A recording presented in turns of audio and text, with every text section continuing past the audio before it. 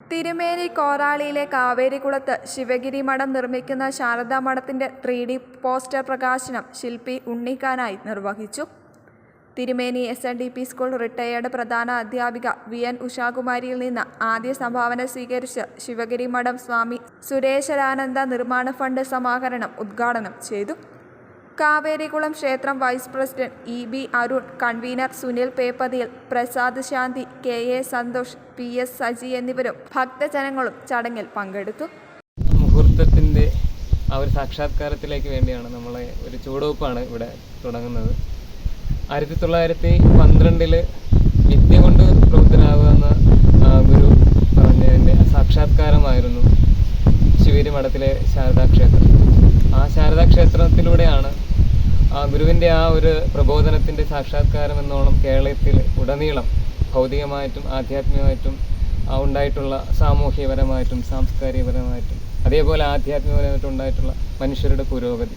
അതുപോലെ അതേ താല്പര്യത്തിൽ തന്നെ മലബാറിൽ അറിവിൻ്റെ ദേവതയെ പ്രതിഷ്ഠിച്ചുകൊണ്ട് ഗുരുവിൻ്റെ ആ പ്രബോധനത്തെ സാക്ഷാത്കരിച്ച് ഈ നാടിൻ്റെ എല്ലാ തരത്തിലുള്ള സമഗ്രമായ പുരോഗതിക്കും ഈ ഒരു ക്ഷേത്രം കാരണമാകട്ടെ എന്നുള്ള വലിയ താല്പര്യത്തിലാണ് നമ്മളിവിടെ പ്രതിഷ്ഠ ചെയ്യുന്നത്. അപ്പോൾ അതിൻ്റെ ഒരു നോട്ടീസ് റിലീസാണ്.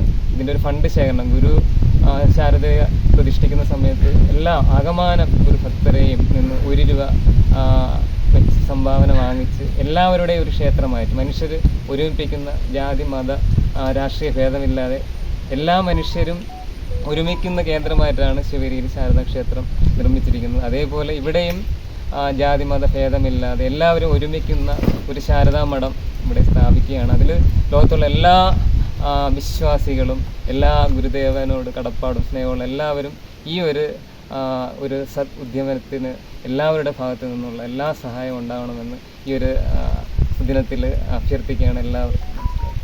ഈ ചടങ്ങിൽ പങ്കെടുക്കാൻ കഴിഞ്ഞതിൽ കുറേ കാലത്തൊരു ആഗ്രഹമായിരുന്നു ഇവിടെ വരണം എന്നുള്ളത്. അപ്പോൾ സ്വാമി ഒരു സ്കൂളിലെ ഒരു വാർഷിക പരിപാടിയായി ബന്ധപ്പെട്ട് അടുത്ത് സംസാരിച്ചപ്പോഴാണ് സ്വാമിയെ അറിയാൻ സാധിച്ചത്. അപ്പോൾ അതെന്താണ് നിങ്ങളുടെ തിരക്ക് എന്ന് പറഞ്ഞാൽ ഇന്ത്യയിലെ ഏറ്റവും വലിയ ശിവൻ്റെ പ്രതിമ തലപ്പുറം രാജരാജേശ്വരി ക്ഷേത്രത്തിൽ 4 വർഷം കൊണ്ട് പൂർത്തിയായി അതിങ്ങനെ മിനിറ്റ് എടുത്തുകൊണ്ടിരിക്കുന്നു. അതുകൂടാതെ നമ്മുടെ ഗുരുവായൂർ അമ്പലത്തിൽ കിഴക്കേ നടയിൽ ഗരുഡിൻ്റെ ശില്പത്തിൽ അവസാന മിനിറ്റോടെ ഇങ്ങനെ വെങ്കലം അടുപ്പത്ത് വെച്ച് ഇങ്ങനെ 3.5 മണിക്കൂർ കൊണ്ടാണ് ദ്രാവകമാവുക. ആ ഗ്യാപ്പിനകത്താണ് ഇങ്ങോട്ട് ചാടി വന്നത്. അതുകൂടാതെ 25-ാം തീയതി മുൻ മുഖ്യമന്ത്രി അച്യുതാനന്ദൻ്റെ പ്രതിമ എൻ്റെ വീട്ടുമുറ്റത്തുനിന്നുകൊണ്ട് ഘോഷയാത്രയായി തിരുവനന്തപുരം എത്തുന്നതാണ്.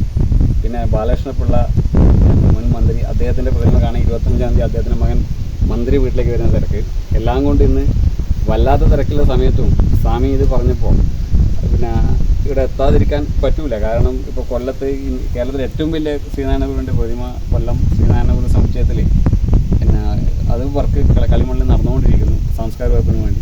ഈ എല്ലാ തിരക്കിനിടയിലും ഇവിടെ എത്തിച്ചേരാൻ പറ്റുമെന്ന് സത്യം പറഞ്ഞാൽ വിചാരിച്ചതല്ല.